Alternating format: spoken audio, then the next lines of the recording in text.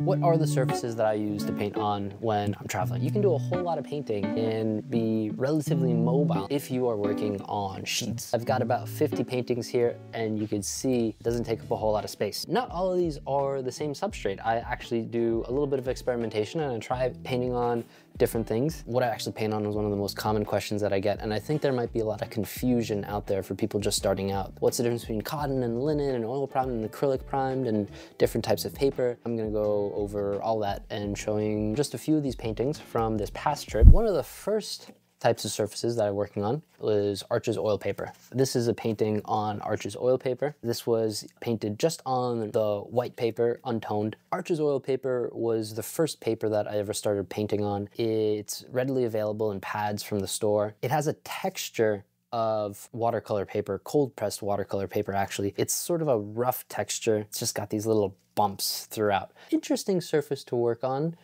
Texture-wise, especially if the paint dries for a day or two and it's still a little bit tacky, and then it's interesting to go over and dry brush with it. The other thing about Arches oil paper is it's very absorbent, meaning you put down a brush stroke of oil paint and it sticks there. The surface absorbs the oil into itself, and it needs a lot of paint to actually cover the canvas. So you can see even some of these paintings, I struggle to cover it entirely. There are these little tiny white dots that peek out in a number of places that can sometimes be a little bit annoying, but the paper is 100% cotton rag. It's very archival. It's nice working on paper. It's relatively stiff. It's sort of a medium weight, so that's a good thing, but I really wasn't too much of a fan of the absorbency of this.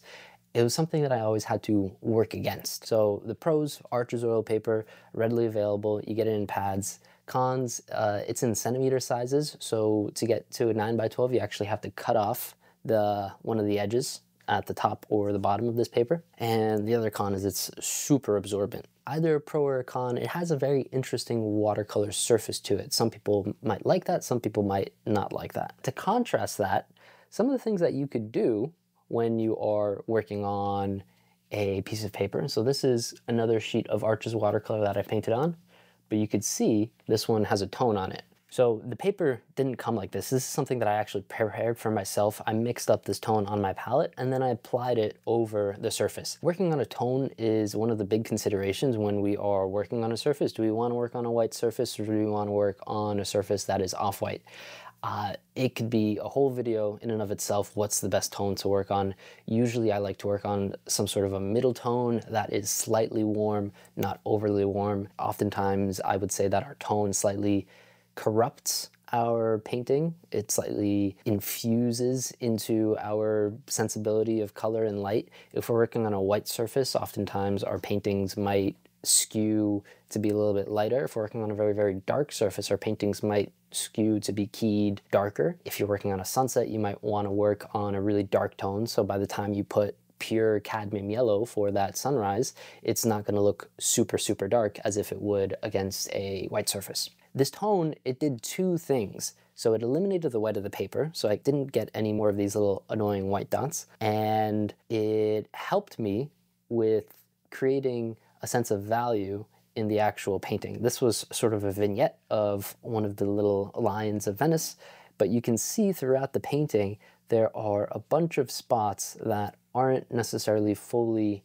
painted. If you're working to fully cover the canvas first, that's going to be a little bit annoying. If you have something of a tone, so you don't have to worry about covering it entirely, you could be a bit more calligraphic with the actual brushstrokes that you're putting down. The other thing, when you put down a tone, especially if you use a little bit more oil in it, it has an effect on the absorbency of the surface. And the paint is going to slide a bit more on your surface instead of getting sucked in to place. I did bring a few pads of the Arches oil paper with me, and I didn't end up using it too much, but these were two of the paintings that I did use on the Arches oil paper. As an aside, this is a little painting of mine from Madrid. All of these you can mount on a board, and then it's just like painting on a panel.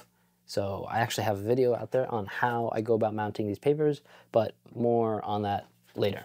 The other type of surface that I've been working on a lot since I've started working on the Arches oil all those years ago is Canson oil paper. And so Canson oil paper is a little bit different in a few ways. So this is one of the workshop demos I did in Venice. I like to organize workshops in places I go. There's a student mailing list if you guys might be interested in that. This was a workshop demo on Canson oil paper. It's more affordable than the Arches paper, and it's definitely more affordable than oil primed linen. So the thing with Canson oil paper that separates it from Arches oil paper is it's not cotton. I think it is some sort of a prepared wooden paper. The interesting thing about Canson oil paper that I really liked is it's a lot less absorbent than Arches oil paper, and it also has this sort of faux weave. You could see this little bit of gritting that you see throughout the oil paper that replicates much more classical, typical oil painting surface. So the combination of it being less absorbent and it having a different texture to work on, it fits my style of painting much more. I like to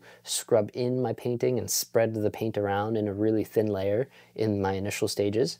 And I also like using a bristle brush, which is also very good for scrubbing parts of your painting in. And the bristle brush, along with the texture of a canvas, or in this case the Canson oil paper, it has a really nice effect of being able to get soft edges when you want them, but also holding a lot of paint on the surface. Those aren't the only oil papers out there. There are other papers that I've used, such as this paper. I don't know the brand name of this paper, but this was a paper from somewhere from Italy. You could see it has quite a different texture. So you can see the texture of this paper on the back. Let me take all three of them to compare. This is the Arches oil paper. This is the Canson oil paper. And this is some other type of oil paper. So we can see this gritting is much more similar to cotton canvas. This type of gritting that is a bit more natural. This is a bit more akin to a linen weave, a little bit less uniform, a little bit less of factory machine feeling. And then we have the watercolor texture of the cold press watercolor. And there are, you know, three very different, interesting surfaces to work on for this nameless, mysterious Italian brand of oil paper. I found it really nice because it, again, had a little bit more of a classical oil painting texture to it, even though if it wasn't real, but it imitated the weave of a piece of canvas. That type of weave, that type of texture on your substrate helps you to use more paint and for the paint to grab a hold on the surface. If you're working on a super smooth surface, those brush marks from a bristle brush will be very scratchy. They'll be moving the paint around and they won't actually sit on the surface. So I generally like to have a slightly more textured surface to work on. And again, this was a little bit of an orange tone. You could see some of the oranges here at the bottom, here at the corners. That orange tone was prepared after the fact, after you bought it. And so what do these oil pads actually look like? Well, I have some here that I could talk about, some that I really like. If you buy the Arches oil paper, it comes in this sort of a pad. What I do is I take a little knife and I cut off about 1/4 inch from the very bottom, because the reality is it's not quite 12 inches, it's a little bit more than 12 inches because it's 31 centimeters actually. And so if you just cut it off, then it will fit in my wet panel carrier, and so that's ideal. The Canson oil paper, when I'm talking about Canson oil paper, this is what I'm talking about. So oil and acrylic, Canson, blue pad. I'm told that you can also get these in red pads, I'm not too sure. And so those are some of the papers that is possible to work on. But the other option is loose sheets of canvas. Here, what that looks like is this is a piece of linen. You can see the weave a little bit on the back. This is kind of a rougher weave. Cotton has a specific color and a very uniform material texture. I much prefer working on linen because of a more interesting and less sterile texture. It's a little bit more natural. It's a little bit less uniform. And so this is a piece of Italian linen. This is another piece of linen that I went for. And you can see the thing with painting on loose sheets of linen is they could be really flimsy. This is a piece of Centurion Oil Prime Deluxe. You can see that the pieces of linen have different weaves and one is a lot smoother than the other. The Centurion is an oil primed linen. I thought that this other linen that I worked on was an acrylic primed linen. When we're talking about canvases, there's sort of a matrix that we can work on. We could usually go for either linen or cotton, and so that's the material that the canvas is made out of. And then we have the question of how is it primed? And usually the main options are if it's an oil primed linen or cotton canvas, or if it's an acrylic primed linen or cotton canvas. Linen is much less machine, much less uniform. It's much more organic. It's ultimately a much nicer texture underneath the painting. And if you look at cotton canvases, they're all very machine and all the same and not too pleasing. Oil primed surfaces or acrylic surfaces also have a big difference. Oil primed surfaces are generally less absorbent, but better bonding. Acrylic primed surfaces are more easily stained, but more slippery in a very weird way. When in doubt, just work on an oil primed surface because it's a much nicer surface. While I've worked a lot on oil papers in the past, I've been trying to transition more onto working on oil primed linen while I travel. Oil primed linen is usually what I try to work on when I'm in my studio. The Centurion linen is something that is readily available on panels and even rolls in the US, but there is another linen that I think is more premium that I tend to stick to. So the type of linen that I use most often is Clausen's linen. And Clausen's is a company that's been around for over 100 years. They've been making linen for that long, and they use a very traditional recipe. If you go on Clausen's website, you'll see a whole bunch of linen with a whole bunch of numbers, and those numbers mean different types of linen, different weaves, different weights. Essentially, what that comes down to is the actual texture of the surface that you're working on. And so what are some of my favorite Clausen's linens to work on? So for this past trip, I was mostly using Clausen's 9, 12, and 13. Those numbers sound a little bit arbitrary, and they might just be, but I'm going to explain to you what those numbers mean and which ones are worth looking for if you might want to buy them. So first up, I have a painting on Clausen's 9, and this is a little corner of the Doge's Palace. This is also just on the loose linen. It's relatively kind of flimsy. But if we hold it up and compare it to the Centurion, this is not a very official test, but if you guys see, the Centurion is much lighter, it's much thinner, it's much more flimsier. The Clausen's 9 is a little bit heavier of a weave. And then if we actually look at a bit of the paintings here, we see the difference where this is very smooth, very small weave, and this is much rougher. Clausen's 9 is the cheapest Clausen's out there. It has a rougher weave, it's less uniform, it is a bit more organic. Because the quality of linen might be a little bit cheaper, it actually has some nice effect for the painting. You get to work a little bit more loosely, you get to use a bit more paint, you get to load up, and it takes a much longer time to use more paint on your surface before things start to cake up too much. If you have too much texture on your painting, then that could definitely be a bad thing. And if you have a rougher weave of linen, it'd take a lot longer for it to get to that stage. Clausen's 9 is actually the roughest weave that I was using on this trip. I've been experimenting with using smoother surfaces. And so the types of smoother surfaces I've been working on have been Clausen's 12 and Clausen's 13. This is a painting on Clausen's 12, and this is a painting on Clausen's 13. 13 is super smooth, kind of pricey. 12 is just kind of smooth. And 9 is fairly medium. Here's the one thing I figured out on this trip that was kind of a game changer, because I've worked on sheets of linen before where they've been flimsy linen. Really, the linen can bend any which way. And when you're working outside in plein air and maybe you've got a little bit of a breeze, it's really annoying if the linen is flapping around. What I do is when the paintings dry, I paper clip them, I put them in a panel carrier, and I have explained that in another video about how I pack for Europe. With working on oil primed linen, the biggest hurdle I had was figuring out how to make it not so flimsy.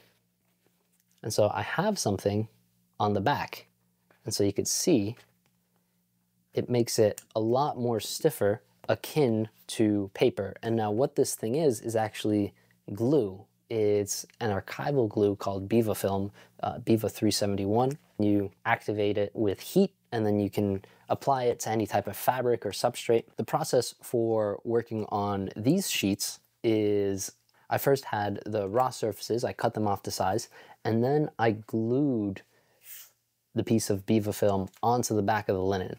And so you can still see that there actually still is the Mylar release sheet. When any of these paintings sell, which is hopefully soon, I take off the release sheet and then I put it onto the board, such as a piece of Gator foam, like this. And using my heat press, I just put it under the heat press, I lock it down, I wait about half a minute, 30 seconds, and then once that's up, the glue's been activated, it's been pressed down onto the board, the glue needs to cool down a little bit, but then the painting's done. And so that's basically the vast majority of these paintings actually are oil primed linen with a piece of Biva on the back. And my favorite linen for the use of this strip was the Claessens 12 is what I use the most of. It's not too smooth, but it's not too rough, especially for these 9x12s, which are a little bit smaller. It was nicer to have a slightly smoother surface to work on rather than something that had too much detail, because a smoother surface lets you get into some of the details. And that is true when you're working on a super smooth surface, such as this, a painting of one of the churches in Venice, or this painting from Loggia Dianzi in Florence of the Perseus slaying Medusa. And so you can see that the level of detail I was able to get into is a lot deeper than what I'm able to get into on a surface that is a bit rougher. The last big consideration when you're working on a rough surface or a smooth surface, an absorbent surface or a non-absorbent surface, is the way that you're actually applying paint. There's a slight difference in the way that I was applying paint from working on Claessens 12 to working on Claessens 13. 13, very, very smooth. 12, a little bit of tooth. Both have about the same level of absorbency. You can slide the paint around if you really need to, but the paint kind of stays in place. If you need to take it off, it doesn't quite stain it, unlike acrylic. So the thing about Claessens 13, which is kind of nice, is you could use some softer brushes with a little bit more medium, and you can get a lot more interesting transparencies, places where you get a bit more of a brushy effect. So sometimes that brushy effect is not actually from using a lot of paint and heavy brushes. Sometimes it's actually from using a soft brush with a very light touch, and then you can get these really interesting effects that work underneath the layers of paint, and then you go back over working a little bit more opaquely. And so that sort of push and pull can often create an interesting sensation. There's a little bit of a difference between how this painting was painted here over on the left-hand side and how this painting was painted. This was a bit more textured, a bit heavier on the impastos, slight differences. So, is there only one surface that I stick to? No, I end up trying a whole bunch of different surfaces, and maybe depending on the subject matter or the painting, I might decide the different tone that I want to work on or a different surface entirely. But by and large, if you guys are looking for an oil primed linen to try out, I would recommend the Claessens 9 for really, really large paintings because it's really affordable. The Claessens 12 for any medium to small paintings, and the Claessens 13 if you like getting really knee-deep into the weeds. They're oil primed linens, they can be a little bit more pricier, but that's the kind of stuff that I work on for myself that I've found and that I really enjoy. And when it comes to oil paper, the Canson oil paper is the thing that I've been recommending the most the past few years because it's got a little bit of a nice weave and it's not super absorbent. But the Arches oil paper is also, it's pretty decent after you get used to the fact that it's so absorbent. Yeah, but at the end of the day, you can make a lot of nice paintings on a whole lot of surfaces. It's important that you understand the characteristics, the actual traits of your surface. Are you working on a textured surface? Are you working on an absorbent surface? And you can work accordingly. So if you guys want to watch how I mount these paintings after I get home with a big stack of paintings like this, that's a video I made a few months ago already, so if you want to watch that. And if you want to watch a little in-depth walkthrough of all these paintings that I made this last trip in spring in Italy, I'm gonna be walking you guys through that in lieu of the studio sale that's about to happen. So the studio sale is gonna be on my website July 19th for early access. If you want priority access to the sale, sign up to the collector's mailing list. There's a workshop mailing list if you ever want to take a workshop with me. And yeah, that's it. Thanks for watching. See you in the next one.